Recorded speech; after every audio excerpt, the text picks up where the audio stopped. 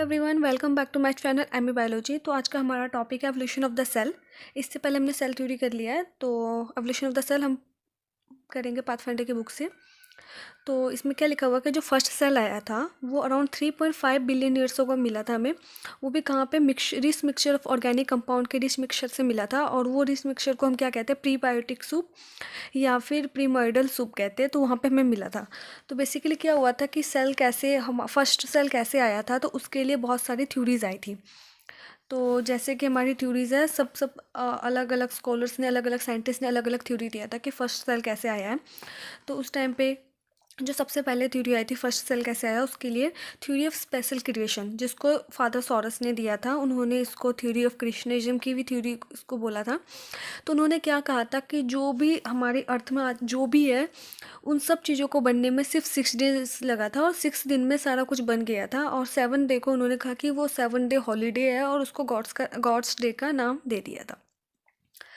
उसके बाद फिर आए ग्रीक स्कॉलर्स थे, जैसे कि थैलस, अलेक्जेंडर, जेनोफस, प्लूटो, एरिस्टोटल। तो वो आए और उन्होंने कहा कि जो उन्होंने कौन सी थ्योरी दी, theory of spontaneous generation, a biogenesis और ऑटोबायोजेनेसिस। तो उन्होंने क्या कहा कि जो अभी हमारे अर्थ में जो भी चीज़ें प्रेजेंट है, जो भी लिविंग थिंग्स है, वो कहाँ से आया है, नॉन लिविंग थिंग्स से आया हुआ है। इसके अलावा फिर एक साइंटिस्ट आए, वॉन हेलमन। तो उन्होंने दी थ्योरी रेसिपी ऑफ मेकिंग माइस। तो उन्होंने क्या कहा कि एक डार्क सा रूम लो और उस डार्क से रूम में खाने का सामान कुछ रख दो एक कोने में, और वहाँ पे आप देखोगे कि आफ्टर 21 डेज जब आप ऑब्जर्व करोगे तो वहाँ पे माइस आ जाएगा। तो उन्होंने बेसिकली जो ये ग्रीक स्कॉलर्स की थ्योरी थी कि जो लिविंग बींग्स आई हैं वो नॉन लिविंग बींग्स से आया हुआ है, तो इसकी थ्योरी को सपोर्ट करते हुए उन्होंने theory of recipe of making mice दिया था।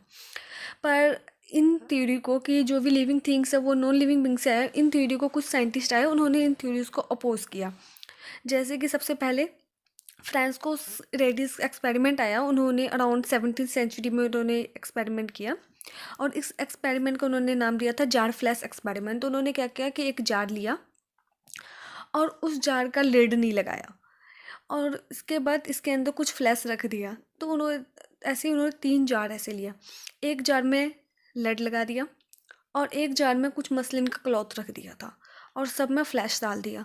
तो उन्होंने देखा कि जो जार था जिसमें उन्होंने कोई लिड वगैरह कुछ नहीं लगाया था, तो यहाँ पे देखा कि कुछ छोटे छोटे कीड़े बाहर से आ गए होंगे, तो वो सारे फ्लैश में मिले। इसके अलावा जिसमें लिड लगा हुआ था वहाँ पे देखा कि आसपास उसको उनको कोई मगज़ नहीं मिला, कोई कीड़ा वगैरह कुछ भी नहीं मिला। और एक उन्होंने जिसमें मसलिन क्लॉथ डाला था, तो वो देखा कि जो भी मगर्स वगैरह थे, जो भी छोटी छोटी पतंगे वगैरह कीड़े पतंगे थे, तो वो मसलिन क्लॉथ में लगे हुए थे, अंदर जा फ्लैश के अंदर नहीं मिला। तो इस पे उन्होंने क्या कहा कि जो भी लिविंग बींग्स है वो ऑब्वियसली नॉन लिविंग बींग्स से तो नहीं आया है। फिर लजारो स्प्लेंजी का एक्सपेरिमेंट आया, तो उन्होंने एक्सपेरिमेंट किया, वेजिटेबल ब्रोथ लिया एक फ्लास्क में, उन्होंने उसमें वेजिटेबल ब्रोथ डाला और उसको काफ़ी दिनों के लिए ऐसे ही छोड़ दिया। तो वहाँ देखा कि उसमें कुछ ऑर्गेनिजम्स वगैरह आ गए हैं। इसके अलावा उन्होंने सेम एक फ्लास्क दूसरा लिया और उसमें भी सेम वेजिटेबल ब्रोथ डाला, पर इसको इन्होंने क्या किया, इसको इन्होंने हीट किया। तो इन्होंने देखा कि इसमें उनको कोई भी लिविंग बींग्स नहीं मिला है उस फ्लास्क के अंदर। फिर लुइस पास्चर जी का स्वेन नेक एक्सपेरिमेंट आया, तो उन्होंने क्या किया कि एक ऐसी फ्लास्क सा लिया, समथिंग लाइक ऐसे स्वेन नेक की तरह उसका फ्लास्क था। तो उन्होंने कुछ ऐसा लिया और इसके अंदर फिर वेजिटेबल ब्रोथ डाला और उन्होंने क्या किया कि इसको हीट करना स्टार्ट किया। तो जब हीट कर रहे तो देख रहे कि उसमें कुछ भी नहीं मिल रहा है। इसके अलावा एक जार ऐसे लिया, उसको ऐसे ही छोड़ दिया, कुछ भी नहीं मिला। एक में उन्होंने ये पूरा तोड़ दिया, जब इन्होंने इसको तोड़ दिया तो ये कुछ ऐसा था। अब क्या है कि ऑब्वियसली जो इन्वायरमेंट है उससे कुछ अंदर जा सकता है, तो उस वाले जार में देखा कि यहाँ पे उनको लिविंग बींग्स मिले। तो इससे उनको क्या पता लगा कि ऑब्वियसली जो भी लिविंग बींग्स है वो नॉन लिविंग बींग्स से तो नहीं आया, हमारा जो इन्वायरमेंट है उसमें ऐसा कुछ प्रेजेंट है जो कि वो अंदर आ रहा है और यहाँ आके फिर अपने आप की ग्रोथ कर रहे हैं। तो non living beings living beings से तो नहीं आया। तो इस तरह से उन्होंने जो भी ये स्कॉलर्स की थ्योरी थी कि लिविंग बींग्स आज जो आया है वो नॉन लिविंग बींग से आया है, तो इस थ्योरी को इन्होंने गलत प्रूव कर दिया।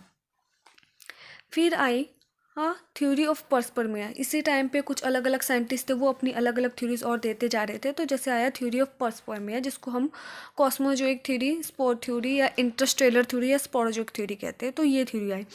इस थ्योरी को किसने दिया था? रिचर और आर्हेनियस ने। तो इन्होंने क्या कहा कि जो भी चीज़ें हैं अभी हमारे इन्वायरमेंट में हैं, ये यहाँ पे ऐसा मौजूद नहीं था, ये किसी और इन्वायरमेंट में कहीं पे था, जो ऑलरेडी ऐसी चीज़ें प्रेजेंट थी और वो एज इट इज़ वहाँ से यहाँ उठ के बस आ गए हैं। तो उनकी ये पर्टिकुलर थ्योरी थी। इसके बाद आई थ्योरी थ्योरी ऑफ इटर्निटी, जो कि प्रेयर ने दिया था। तो उन्होंने कहा कि जो लाइफ में अभी जो भी चीज़ें हैं यहाँ पे ऑलरेडी ऐसा प्रेजेंट था, ऐसा कुछ भी नहीं है कि हाँ फर्स्ट पहले ये आया, तो ऐसा कुछ भी नहीं था। यहाँ पे जो भी चीज़ें ऑलरेडी ऐसे ही एज इट इज़ प्रेजेंट थी पहले भी। फिर लास्ट में हमें मिली मॉडर्न थ्योरी, जिसको हम ओपेरन और हॉल्डन थ्योरी भी कहते हैं। इस थ्योरी को बेसिकली अब हम फॉलो करते हैं। ये थ्योरी हमें 1920 में मिला था। इसको केमिकल थ्योरी ऑफ एवोल्यूशन या फिर नेचुरलिस्टिक थ्योरी कहते हैं। तो अकॉर्डिंग टू ओपेरन हॉल्डन की जो फर्स्ट लिविंग बीइंग है वो कहाँ से आया था, तो उन्होंने कहा कि जो पहले का जो एनवायरनमेंट था ना, वो एनवायरनमेंट एटमिक था। वहाँ पे बहुत सारे एटम्स प्रेजेंट थे हमारे एनवायरनमेंट में। जो पर्टिकुलर एटम्स थे वो कौन से थे? कार्बन, नाइट्रोजन, ऑक्सीजन, फॉस्फोरस और सल्फर। बेसिकली मैं इसको कॉनॉप्स करके याद करती हूँ। तो ये एनवायरनमेंट प्रेजेंट था, ये एटम्स प्रेजेंट थे हमारे इन्वायरमेंट में। और उस टाइम पे जो हमारा इन्वायरमेंट था वो बहुत हॉट था, इतना हॉट कि मतलब जो जितने भी एटम थे वो एक दूसरे के साथ रिएक्ट करते रहते थे। तो वो एटम्स रिएक्ट कर करके उन एटम्स ने बना दिया इनऑर्गेनिक मॉलिक्यूल, जैसे कि CH4, NH3, CO2, H2O। तो ये इनऑर्गेनिक मॉलिक्यूल्स बनाया उस एटम्स ने रिएक्ट कर करके। और उस टाइम पर जो हमारा इन्वायरमेंट था ना, वो रिड्यूसिंग इन्वायरमेंट था। हमारे इन्वायरमेंट में ऑक्सीजन बिल्कुल भी प्रेजेंट नहीं था। तो उस टाइम पे बेसिकली H2S यूज़ होता था फॉर द कार्बन फिक्सेशन। तो हमारा रिड्यूसिंग इन्वायरमेंट था। और बड़े बड़े हाइड्रोथर्मल वेंट थे, यानी कि जो हमारा अर्थ था, अर्थ के सरफेस में बहुत बड़े बड़े गड्ढे थे। तो उन गड्ढों में वाटर बॉडीज़ भी प्रेजेंट थी।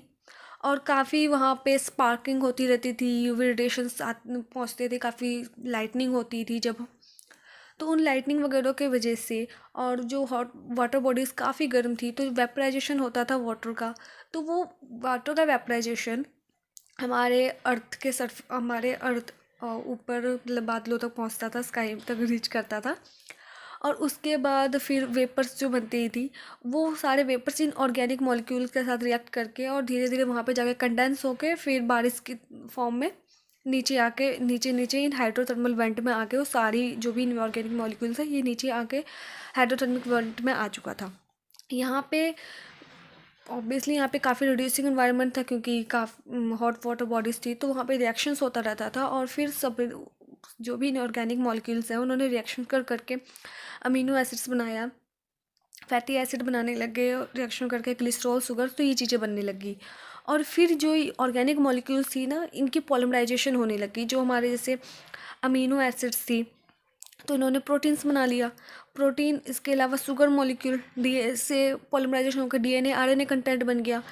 तो और अमीनो एसिड से प्रोटीन, इसके अलावा जो ग्लिसरॉल फैटी एसिड, तो इसने अब लिपिड बना दिया। तो इस तरह से इनका अरेंजमेंट होने लग गया कि जो लिपिड बन गई उसके अंदर हमारा DNA कंटेंट चला गया, शुगर मॉलिक्यूल चले गए। तो इस तरह से हमारा फर्स्ट लिविंग बींग जो है वो अराउंड 3.5 बिलियन ईयर्स अगो हमारा फर्स्ट सेल हमें मिला। और उस टाइम पे जो हमारा फर्स्ट सेल था वो कैसा था? तो वो सेल जो था वो कीमो हेटरोट्रॉप्स था।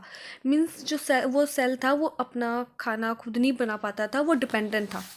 जो ये कीमो हेटरोट्रॉप्स अब थे उस टाइम पे, वो इन्वायरमेंट के आसपास जो भी चीज़ें थी उस पर डिपेंडेंट थी। तो वो क्या करने लगे, कीमो हेटरोट्रॉप्स इन्वायरमेंट में जो भी चीज़ें मिलती थी उस पर डिपेंडेंट थी, और उसको यूज़ कर करके वो अपने जो डिसेंडेंट्स थे, अपनी प्रिकर्सर्स मॉलिक्यूल से उसको ग्रोथ करा रहे थे। तो वो और आगे बढ़ता जा रहा था। तो इस तरह से वो बढ़ता रहा था। और धीरे धीरे फिर क्या है कि वो कीमो हेटरोटॉपिक से धीरे धीरे कम हेटरोटॉपिक बनने लगे, अपना खाना खुद बनाने की कोशिश में लग गए। तो ऐसे वो धीरे धीरे कम होते लगे। उस टाइम पे था उनमें फोटोसिंथेटिक एबिलिटीज़ नहीं थी उस टाइम पे, क्योंकि वो कीमो हेटरोटॉपिक से अपना खाना खुद नहीं बनाते थे। पर धीरे धीरे उनमें फोटोसिंथेटिक एबिलिटी आ गई, वो CO2 की फिक्सेशन करने लग गए। और उसके फिक्सेशन करके और भी कम्प्लेक्स ऑर्गेनिक कंपाउंड्स बनाने लग गए। पर उस टाइम पे जो CO2 का फिक्सेशन करने के लिए वो क्या करते थे, H2S को यूज़ करते थे। जैसे हमें पता है कि CO2 और H2O लेके फिर हमारा ऑक्सीजन मिल रहा है और हमें शुगर मॉलिक्यूल मिल रहा है, दैट कार्बोहाइड्रेट्स में मिल रहा है। तो ये अब होता है, पर उस टाइम पे यहाँ पे H2O की जगह H2S को यूज़ किया जाता था। यहाँ पे H2S में हाइड्रोजन डोनर था और इससे फिर क्या कहते हैं, वो ऑर्गेनिक CO2 का फिक्सेशन होता था। तो क्योंकि उस टाइम पे हमारा इन्वायरमेंट कैसा था, रेडिएशन इन्वायरमेंट था, ऑक्सीजन प्रेजेंट नहीं था, तो इसलिए उस टाइम पे H2S यूज़ होता था। पर बाद में क्या हुआ, H2O यूज़ होने लग गया फॉर द कार्बन फिक्सेशन। और जो साइनोबैक्टीरिया है, यही ऐसा ऑर्गेनिज्म है जिसको हम कह सकते हैं कि डिसेंडेंट है उन फोटोसिंथेटिक जो ऑक्सीजन प्रोड्यूसर थे उस टाइम पे, फोटोसिंथेटिक ऑक्सीजन प्रोड्यूसर, उसके जो डिसेंडेंट अभी कौन है, तो आज की डेट में उसके डिसेंडेंट हमारे पास जो है वो साइनोबैक्टीरियाज है। इसके अलावा जो उस टाइम पे था, तो हमें सबसे पहले जो भी हमें मिला था वो प्रोकैरियोटिक सेल मिला था। अब वो प्रोकैरियोटिक सेल फिर क्या हुआ कि धीरे धीरे कम्प्लेक्स बनते गया, कम्प्लेक्स बन के फिर वो यूकैरियोटिक सेल में कन्वर्ट हो गया। तो हमें जो सबसे पहला यूकैरियोटिक सेल था वो अराउंड 1.5 बिलियन ईयर्स अगो में मिला था। अब जो ये प्रोकैरियोटिक सेल है वो यूकैरियोटिक सेल में कैसे कन्वर्ट हुआ, इसके बारे में हमें तब कुछ भी नहीं पता था। लाइक फॉसिल रिकॉर्ड से हम उतना उसके बारे में हम नहीं बता सकते कि हाँ ये कैसे कन्वर्ट हुआ था, बट यह कुछ चीज़ें थी जैसे कि मॉर्फोलॉजिकल और बायोकेमिकल कंपैरिजन, तो उससे धीरे धीरे हमें पता लगा कि जो प्रोकैरियोटिक सेल्स है वो कैसे यूकैरियोटिक सेल्स में कन्वर्ट हो रहा है। तो उस टाइम पे क्या हुआ था, उस टाइम पे प्रोकैरियोटिक सेल्स का जब कन्वर्जन हो रहा था यूकैरियोटिक सेल्स में, तो उस टाइम पे कुछ मेजर चेंजेस आया करता था। क्या हुआ उस टाइम, जैसे हम जो प्रोकैरियोटिक सेल्स था, तो पहले जो प्रोकैरियोटिक सेल था वो उसमें RNA जो था वो प्रेजेंट होता था। तो पर जो RNA था वो उसमें एक फ्री फ्री हाइड्रोक्सी ग्रुप था, तो वो काफ़ी रिएक्टिव होता था। तो इसलिए RNA ने क्या किया कि वो काफ़ी रिएक्टिव था, तो RNA में धीरे धीरे उन्होंने कुछ करैक्टर अक्वायर किया। धीरे धीरे जो RNA है वो DNA में कन्वर्ट होता गया। तो जो प्रोकैरियोटिक सेल जब यूकैरियोटिक में कन्वर्ट हो रहा था, तो सबसे पहले उनमें क्या हुआ, पहले तो DNA कंटेंट बढ़ने लग गया सेल में। जो DNA कंटेंट सेल में बढ़ रहा था, तो अब क्या था कि सेल में जब DNA कंटेंट बढ़ रहा है तो उसको अच्छे से हमें संभाल के भी रखना पड़ेगा। तो उसको क्या है कि ऐसा वो हमारा सेल है, तो वो धीरे धीरे सोचने लगा कि इस DNA कंटेंट को कैसे अच्छे से कॉम्पैक्टली कहीं पे रखा जा सकता है। तो DNA कंटेंट का धीरे धीरे एवोल्यूशन हुआ कि DNA कम्पैक्ट जो कंटेंट है वो फोल्ड होने लग गया, कॉम्पैक्ट बनने लग गया। और ये कॉम्पैक्ट कैसे बन रहा था, तो DNA और प्रोटीन दोनों का इंट्रैक्शन करा के क्रोमोसोम बन रहा था। और ये क्रोमोसोम इस तरह से DNA अच्छे से संभाला हुआ था इन द क्रोमोसोम फॉर्म, और DNA आसानी से डिसेंडेंट्स में पास हो सकता था। डॉटर सेल्स में जब DNA था वो इक्वल, जब सेल डिवीज़न हो तो equal DNA content daughter cell में पास हो पा रहा था। इसके अलावा फिर सेकेंडली क्या हुआ कि जो सेल्स थे, अब सेल बड़ी बड़ी बनने लग गए। और जैसे प्रोकैरियोटिक सेल छोटा होता था, तो अब यूकैरियोटिक सेल थोड़ा बड़ा होने लगा। और जो भी यूकैरियोटिक सेल के आसपास का जो भी प्लाज्मा मेम्ब्रेन था वो इनवेजिनेट होने लग गया। जैसे अगर मैं आपको दिखाऊं, तो मान लो जैसे ये प्रोकैरियोटिक सेल था, तो अब यूकैरियोटिक सेल्स कुछ ज़्यादा बड़ा बड़ा होने लग गया। और जो भी इसके आसपास का प्लाज्मा मेम्ब्रेन था, तो वो धीरे धीरे ऐसे इन्वेजिनेट होने लग गया, नीचे अंदर होने लग गया। और इस तरह से जो भी हमारा DNA कंटेंट प्रेजेंट था, जैसे कि हमारा न्यूक्लियस, तो ये इन्वेजिनेट होते लग गया। और ये जो सेल है इसने बाद में जो भी हमारा DNA कंटेंट प्रेजेंट था उसके आसपास ऐसे एक लेयर फॉर्म कर दिया ताकि हमारा जो DNA कंटेंट है वो अच्छे से रहे। जैसे हमारा प्रोकैरियोटिक सेल था तो उसमें क्या था, DNA कंटेंट ऐसे ही बाहर प्रेजेंट था, पर यहाँ पे अब DNA कंटेंट कम्पैक्ट हो गया, एक जगह पे आ गया और उसके चारों ओर न्यूक्लियर का मेम्ब्रेन आ गया। तो ये हुआ था उस टाइम पे। और फिर थर्ड क्या हुआ कि जो हमारा सेल्स था, तो उसने फाइनली जो सेल्स थी उसमें, अब जो यूकैरियोटिक सेल था वो ऑक्सीजन को यूज़ नहीं कर पा रहा था अच्छे से। तो उस ऑक्सीजन को यूज़ करने के लिए, क्योंकि यूकैरियोटिक सेल था वो, उसमें जो ऑक्सीजन था, यूकैरियोटिक सेल्स के जो भी प्रिकर्सर्स थे जिसको हम मेसोकैरियोटिक सेल्स भी कहते हैं या प्रीडेटर्स सेल था, तो आसपास जो भी ऑक्सीजन प्रेजेंट था सेल में, तो वो सेल को यूकैरियोटिक सेल्स यूज़ में नहीं कर पा रहा था, उसको ख़त्म नहीं कर पा रहा था। यूकैरियोटिक बेसिकली हम कह सकते हैं कि जो ऑक्सीजन प्रेजेंट था उसको डिटॉक्सिफाई नहीं कर पा रहा था। तो यूकैरियोटिक सेल्स ने क्या किया, जो भी उस टाइम पर प्रेडेटर सेल थे उन्होंने सिम्बायोटिक एसोसिएशन करने लगे, जो भी आसपास में जो भी बैक्टीरियाज वगैरह जो भी प्रेजेंट है उसके साथ सिम्बायोटिक एसोसिएशन करने लगे। जैसे उस टाइम पे हमारे पास क्या है, कुछ मीजोकैरियोटिक सेल्स थे जिसको हमारे यूकैरियोटिक सेल्स के बेसिकली प्रेडेटर यूकैरियोटिक सेल्स ही है, उसी के पहले ये उसके एंसेंस है, तो उसको हम प्रेडेटर सेल्स या मीजोकैरियोटिक सेल्स कहते हैं, या फिर मीजोकैरियोटिक सेल। तो क्या हुआ कि उस टाइम पे आसपास में कुछ बैक्टीरियाज प्रेजेंट था जिसको हम कहते हैं अल्फ़ा प्रोटियो बैक्टीरिया। तो ये जो हमारी मीजोकैरियोटिक सेल है इसने अल्फ़ा प्रोटियो बैक्टीरिया को इनगल्फ कर लिया। वैसे ही अभी तक नहीं पता है कि ये वो जो हमारा प्रेडेटर सेल या फिर जो मीजोकैरियोटिक सेल है उसने अल्फ़ा प्रोटियो बैक्टीरिया की इनगल्फिंग की, या फिर जो अल्फ़ा प्रोटियो बैक्टीरिया वो खुद आके मीजोकैरियोटिक सेल्स में आ गया, ये ऐसा पैरासाइट की तरह वो आ गया, ये वैसे अभी तक क्लियर नहीं है। तो ये हुआ और इससे हमारा बना फर्स्ट सेल, जिससे हमारा माइटोकॉन्ड्रिया बना, जो कि फर्स्ट यूकैरियोटिक सेल्स था जो कि जिसने एंडोसिम्बायोसिस किया था। और इसमें क्या हो रहा था कि जो ये अल्फ़ा प्रोटोबैक्टीरिया ये हमारे सेल के अंदर आया। सो बेसिकली ये और ये अल्फ़ा बैक्टीरिया आया, ये हमारा माइटोकॉन्ड्रिया है। जैसे अभी माइटोकॉन्ड्रिया है, इसी का डिसेंडेंट, इसी का पहले जो भी था वो अल्फ़ा प्रोटोबैक्टीरिया था, इसके एंसेस्टर्स। तो ये जो भी आसपास जो भी ऑक्सीजन था उस ऑक्सीजन का डिटॉक्सिफिकेशन ये माइटोकॉन्ड्रिया करता था। इसी तरह से अब जो भी आसपास ये था, इसके बाद आसपास जो भी साइनोबैक्टीरियाज थे, तो इस सेल ने साइनोबैक्टीरियाज की भी इनगल्फिंग की थी। और साइनोबैक्टीरिया की इनगल्फिंग के बाद हमें मिला था क्लोरोप्लास्ट। तो ये हमारा सेल है, तो इस तरह से सेल्स में क्लोरोप्लास्ट भी आ गया था, और जो कि हमें प्लांट सेल्स में मिलता है। और ये साइनोबैक्टीरियाज के कुछ फीचर्स क्या थे कि जो साइनोबैक्टीरियाज थी ये ग्राम नेगेटिव होती थी, पेप्टाइडोग्लाइकन्स थे, डबल मेम्ब्रेन थी। और फिर जो ये साइनोबैक्टीरियाज हैं इन्होंने पहले प्राइमरी एंडोसिम्बायोसिस किया था। ये जो टर्म था कि जो हमारा जो भी सेल था उसने जब साइनोबैक्टीरिया की इनगल्फिंग की थी तो इसको हम प्राइमरी एंडोसिम्बायोसिस कहते हैं।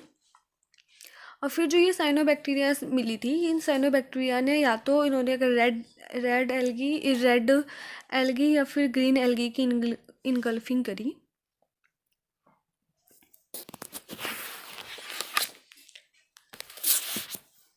और इस तरह से ये रेड एल्गी या ग्रीन एल्गी के जब इन्होंने इनगल्फिंग की तो इसको हम कहते हैं सेकेंडरी एंडोसिम्बायोसिस। जो बेसिकली एंसेस्टर थे, जो आज के डेट में जो भी रेड एल्गी और ग्रीन एल्गी प्रेजेंट है उसके वो इसके जो भी वो थे एंसेस्टर्स थे। तो ये बस प्रेजेंट था, और यहाँ पे वही लिखा हुआ है जो फोटोसिंथेटिक्स है। तो उस टाइम पे यूकैरियोट्स ने माइटोकॉन्ड्रियाज की इनगल्फिंग की थी, और जो प्लांट सेल्स में जो क्लोरोप्लास्ट प्रेजेंट है वो भी सिम्बायोसिस का ही रिजल्ट। सो अगर आपको ये टॉपिक समझ आ गया एवोल्यूशन ऑफ द सेल, तो do subscribe my YouTube channel Amy biology, और मुझे कमेंट करके भी बता देना कि आपको नेक्स्ट कौन से टॉपिक में वीडियो देखना है, तो मैं उस टॉपिक का भी वीडियो बना दूँगी।